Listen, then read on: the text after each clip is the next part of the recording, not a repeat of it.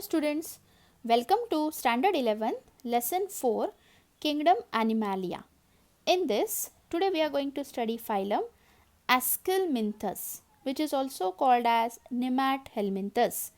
Commonly, these organisms they are also called as roundworms. Now why the name is roundworm? If these organisms are cut, you will find they are circular in cross section, so they are called as roundworm. Here the ascus means sac and helminth means worm. Nema means thread, so they are also called as thread worm also. Let us study first the examples of this phylum. The first example is Ascaris, which is a roundworm. Now in Ascaris you can see female and male. Male and female, if you see the female body, they are or female is longer as compared to male, and Ascaris they are endoparasites and they affect human and causes a disease called as Ascariasis. Second organism is Wuchereria, which is a filarial worm. Wuchereria is also called as, or the full name is Wuchereria bancrofti. It is a filarial nematode which causes elephantiasis in human, and due to this there is a swelling in scrotum, in the legs or breast also. The third living organism is Encyclostoma, which is also called as a hookworm. It is again endoparasite and lives in the small intestine of the host, such as human being, cats and dogs. Now let us study phylum Aschelminthes or Nemathelminthes characteristic. Now there are many characteristics. So how to remember? Let us study the short trick.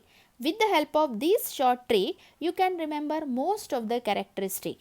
Okay, let us see the sentence. If D did, ask BT poem. I'll repeat. If D did, ask BT poem. Now let us see one by one. If stand for, how you are going to remember? For if, you are going to remember the sentence or two words internal fertilization.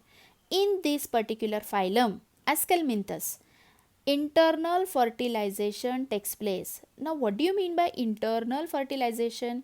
The fertilization which takes place internally. Male gamete, female gamete fused together internally. So the fertilization is internal. D stand for direct development. What do you mean by direct development? In the life cycle of any living organism, two type of development you can see. One is direct development and another is indirect development. Now here next ID is indirect development also. Let us study what is the difference between direct development and indirect development. Direct development, in which the organism when it give rise to new organism, this new organism it is the exact copy of the adult one. For example, in human being give rise to a small baby whose features are exactly similar of that adult human being. Such development is direct development. There are no different stages in the development. Indirect development, example frog. In case of frog, if you see the life cycle of the frog, frog give rise to eggs, egg hatches into larva, larva turn into tiny frog and tiny frog turn into adult frog. So there are different stages in the life cycle. Such type of development is called as indirect development. It means in this phylum you will get direct development as well as indirect development. Means few organism developed by direct development and few organism represents or they are indirect development. They are representing indirect development. ASK, ask, it represent Aschelminthes, name of the phylum. B stand for bilateral symmetry. Now what do you mean by bilateral symmetry? If you cut this organism in this plane, it will divide into two equal half by one plane. Such symmetry is called as bilateral symmetry. T stand for triploblastic, means this particular living organism, it has three germ layer: ectoderm, then mesoderm, and last is endoderm. So three germ layers are present. Such layers are called as triploblastic layer. P stand for pseudocoelomate. Now coelom means cavity and pseudo means false. False cavity is present. O stand for organ system. What do you mean by organ system? As we know, when many cells come together, they form tissue, and when many tissues come together, they form organ.